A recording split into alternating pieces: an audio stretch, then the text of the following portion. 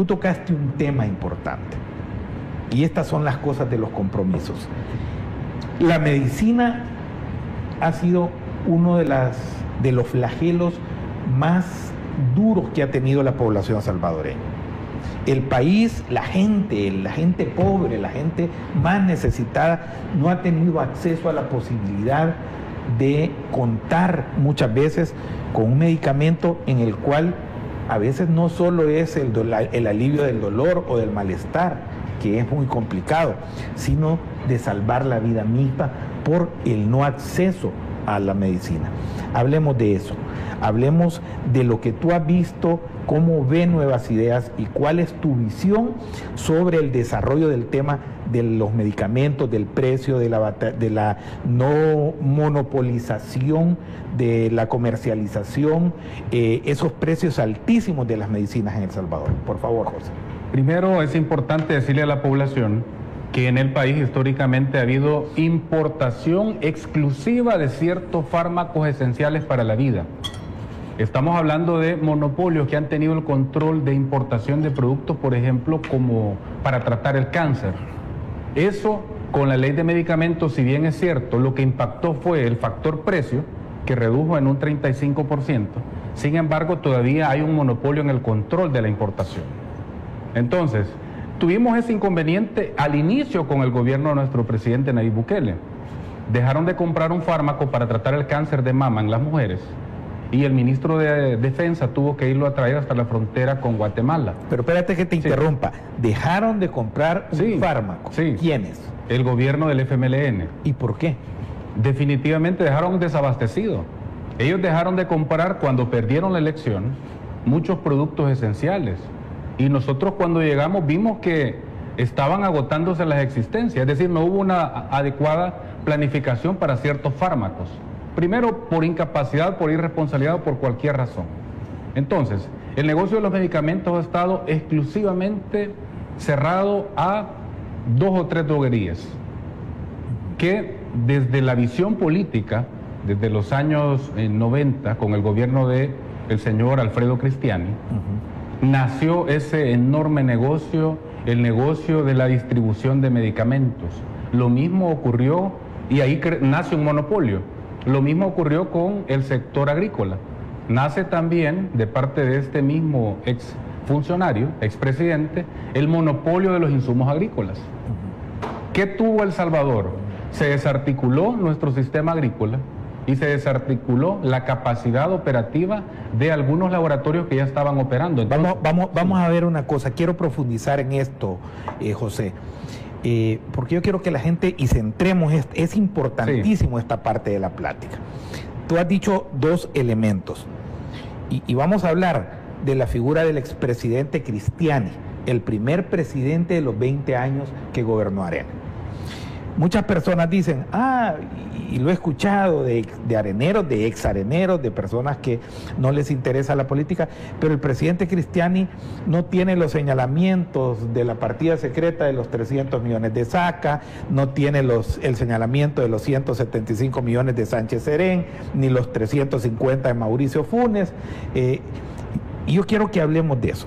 El país debe de conocer, Alfredo Cristiani es propietario de una droguería en el país, la droguería Santa Lucía, así se llama, y a mí como no tengo que andarle pidiendo permiso aquí a nadie para decir lo que hay que decir, y Alfredo Cristiani también formó una empresa, una sociedad para la importación de los insumos agrícolas, y Alfredo Cristiani también su familia participó en la compra de las acciones de la banca salvadoreña. O sea, no necesariamente el que roba de la gaveta, sino que roba en la configuración de lo que son los estamentos estatales. Entremos en eso. Yo quiero que le expliquemos bien a la gente qué ha sucedido en el manejo de ese tipo de legislación, en el caso de los medicamentos, en el caso de los insumos agrícolas. Población salvadoreña, ¿por qué pasó 10 años? Y esa pregunta es importante, Walter. ¿Por qué pasó 10 años la ley de medicamentos engavetada? Porque obviamente el expresidente y los que participan de este negocio no querían que los precios bajaran. Pero aquí viene algo muy interesante. Quien administraba el tema de los medicamentos en el país era el Consejo Superior de Salud Pública y todos los empleados, la mayoría de ellos, recibían un cheque de esta empresa. Los empleados de salud recibían dinero, ¿verdad? No solo de esta empresa, sino de diferentes sectores que han estado vinculados a este negocio. Entonces, ¿a quién iban a favorecer? Pero hay algo más interesante. Cuando no existía la Dirección Nacional de Medicamentos, antes del año 2012, en el país solamente habían 2 inspectores para ir a verificar el comportamiento del negocio de medicamentos en el país, en 300 droguerías, 2.000 farmacias. Entonces, definitivamente la vigilancia en esos años no existía. Entonces, en esos años es cuando más prosperó el negocio.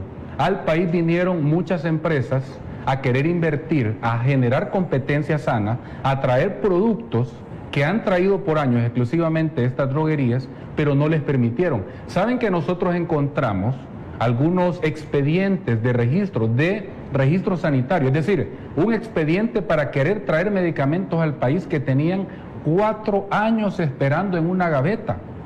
Los habían engavetado. ¿Qué pasaba entonces con la competencia? Cualquier empresario que quería venir al país se iba. Así es. Voy a esperar 3 años para un registro sanitario, voy a esperar 4 años. Claro, pero ¿quién tenía ese embudo, ese monopolio? Controlado por los mismos de siempre. Totalmente. Entonces, y algo más interesante, han tenido el control de la importación, de la manufactura y de la venta al público. O sea, han traído toda la cadena. Toda la cadena. ¿Qué ocurrió cuando entró en vigencia los precios en mayo de 2013? De inmediato, tú recuerdas que el primero que habló de ir a poner avisos y de que esto era inconstitucional fue el diputado Rodolfo Parker. Y fueron a poner 8 recursos de inconstitucionalidad a la Sala de lo Constitucional para que se declarara improcedente la aplicación de los precios.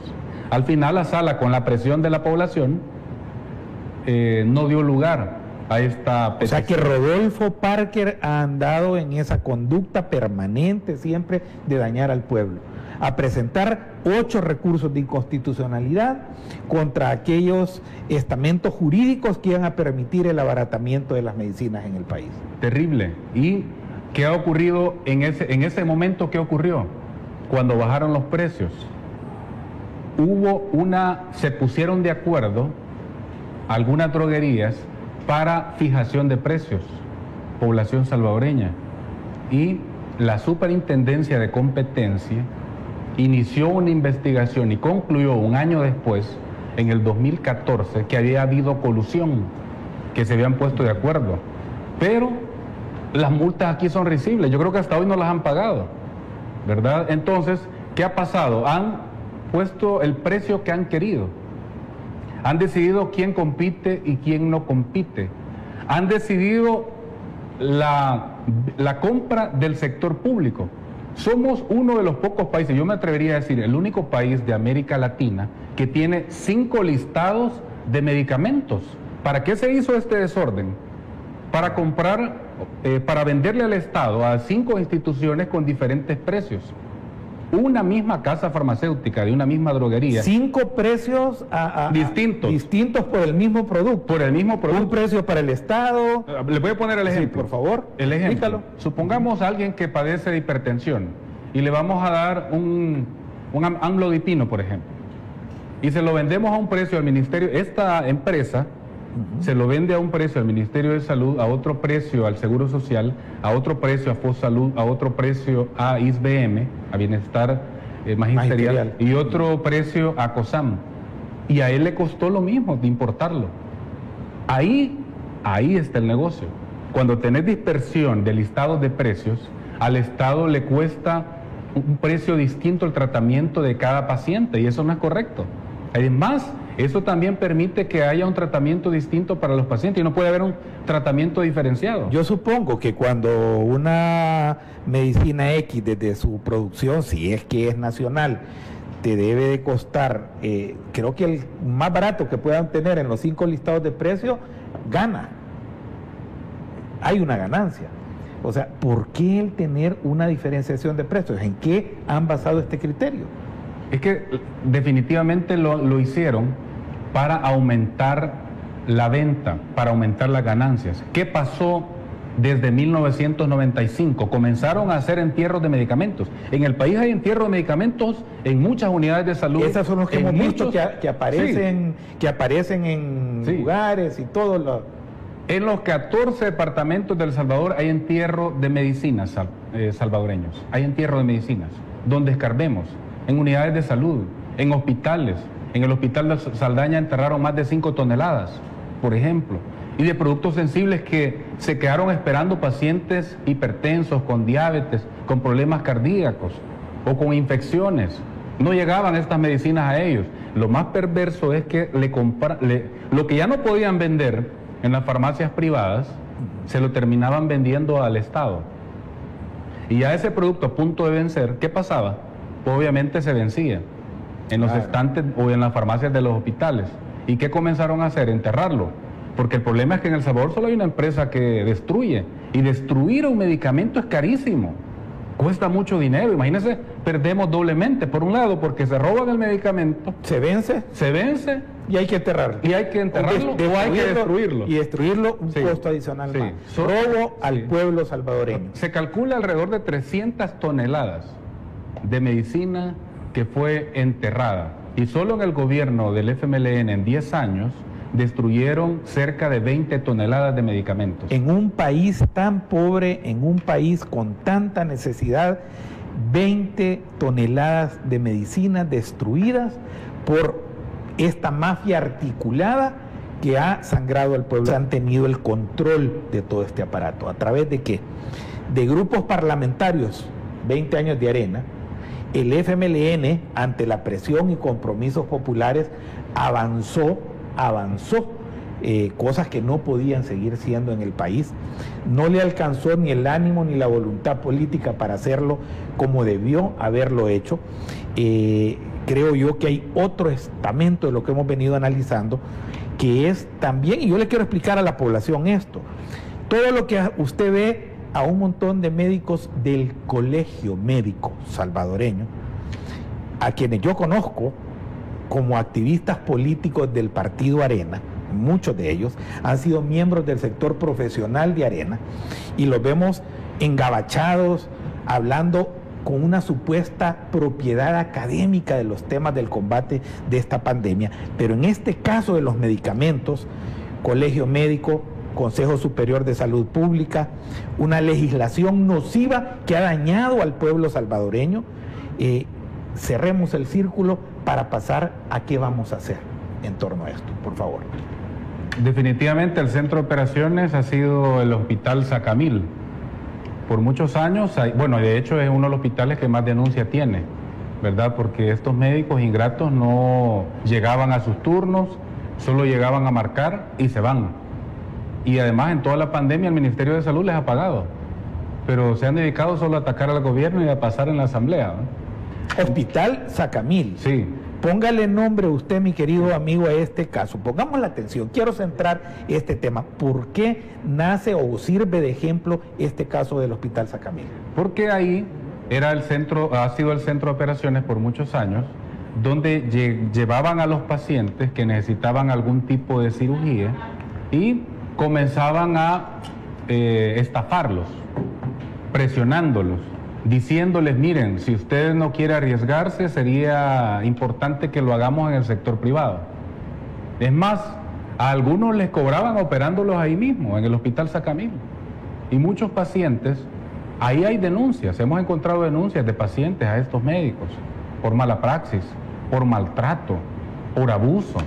Es que no es correcto. Miren, han jugado con la salud de la población por mucho tiempo. ¿Y saben qué les ha dolido tanto? Que el sistema de salud se desarrolle, porque ese enorme negocio que han tenido con los pacientes se les está cayendo.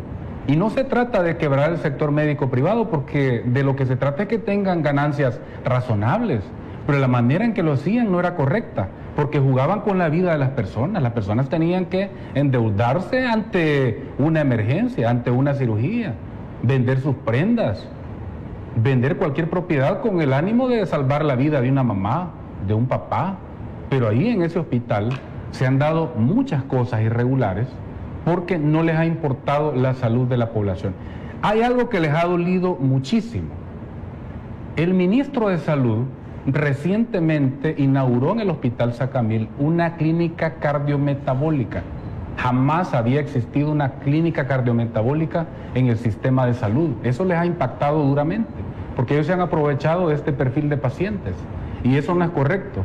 Y saben, hay algo que ha sido muy ingrato y que nunca quisieron incluir en el cuadro básico de medicamentos del Ministerio de Salud. Se trata de una vacuna que salva vidas. En El Salvador, en una semana, cada semana mueren 4 mujeres por cáncer cérvico-uterino. Este es un cáncer agresivo que se lleva la vida de las mujeres y ha matado muchísimas mujeres en El Salvador.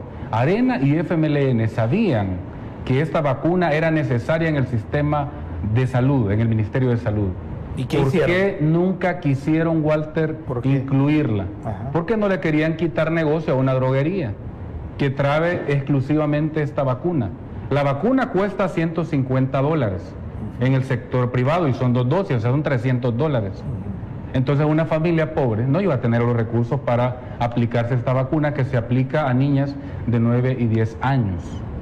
El Ministerio de Salud, el gobierno del presidente Nayib Bukele, ya tiene disponible esa vacuna. De hecho, éramos el único país del continente que no la tenía. Ya tenemos la vacuna, desde noviembre se está aplicando a las niñas para salvar vidas. Imagínense cuántas vidas vamos a salvar, porque son 4 mujeres las que mueren cada semana por este cáncer. Ellos lo sabían, pero ¿por qué no hicieron nada con este tema? Es más, se están agregando nuevos medicamentos. El ministro acaba de incorporar 5 productos más al cuadro. Y estamos invirtiendo fuertemente para que el sistema, el gobierno del presidente, para que el sistema de salud se vaya desarrollando. Y esto les duele, les impacta duramente, porque el sistema de salud se desarrolló para atender enfermedades, no enfermos. Algunas enfermedades eran exclusivas del sector privado, que es donde ellos hacían su negocio. El negocio. Pero ¿qué pasa cuando el sistema de salud se desarrolla? Claro. Hay una cirugía, Walter. Y es que mira, José, perdón que te interrumpa. Yo creo que la gente tiene que ir entendiendo esto. Es sorprendente cómo venía en la infraestructura física deteriorándose, cayéndose, las instalaciones de salud. Pero es que era las goteras, los ríos, daba asco. Daba sinceramente grima ir a un hospital, una unidad de salud pública. O sea, era hasta sangre en los pasillos, o sea, bacterias. Bueno, la gente se moría en el hospital no por la enfermedad, sino por las bacterias que adquiría en nuestro sistema hospitalario. Pero a la par íbamos viendo, el país ha sido testigo, cómo van creciendo los hospitales privados como un gran negocio, con infraestructura, que no es pecado que tengan un buen hospital. O sea, yo quiero eso, que lo entendamos, siempre y cuando esto no sea a costillas del pobre, porque estos casos como el Hospital Sacamil, que está señalando, de una mafia de doctores, porque yo lo voy a decir, ustedes son más elegantes, yo soy más directo, con una mafia de ladrones, de asesinos, que lo que hacen es agarrar a un paciente que le calculan que le pueden sacar $1,000, $2,000, lo remiten del hospital para sus clínicas privadas. ¿Y quiénes son estas? Esta misma mafia que ha estado en el colegio médico, auspiciada, manejada, esta misma mafia que ha estado en el Consejo Superior de Salud Pública. Y por eso quiero preguntarte algo. ¿Qué vamos a hacer? ¿Qué va a ser? Nuevas ideas. ¿Cuáles son las propuestas integrales en torno a este punto específicamente? Ley de medicamentos, esta armonía, este cambio de legislación, que es por lo que nos tienen miedo.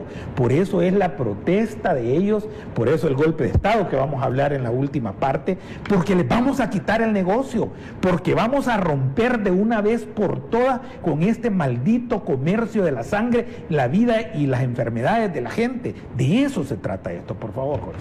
Tú has dicho, Walter, algo fundamental.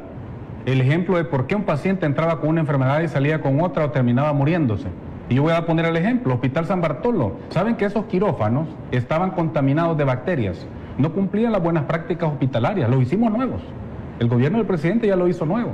Esos quirófanos y otros quirófanos no servían. Entonces la gente entraba con una enfermedad y terminaban con bacterias, con otros problemas. Las personas, los pacientes del hospital de Suchitoto de consulta externa, para el invierno el lodo les llegaba hasta la rodilla, el agua. Así, en esa ingratitud, así lo recibían en el invierno. O sea, una galera y ahí se venía una canaleta de agua y la gente, ahí vimos fotografías de los pacientes en el invierno. Imagínate a alguien con fiebre y le está cayendo todo el agua, con el agua hasta la rodilla, pasando consulta. Esa era la realidad de los hospitales. O los familiares de los pacientes del Hospital Rosales, que tenían que dormir hasta una semana o un mes en el suelo, aguantando frío. Eso ya no pasa. Se construyó el albergue Belén. Ahora tienen una cama, tienen alimentación, tienen televisión. Eso es dignificar la salud. Ahora, ¿qué vamos a hacer con todo esto? Primero, hay que regular estos listados de medicamentos y crear un solo listado, porque la dispersión genera este negocio. Hay que quitarles ese negocio, Walter.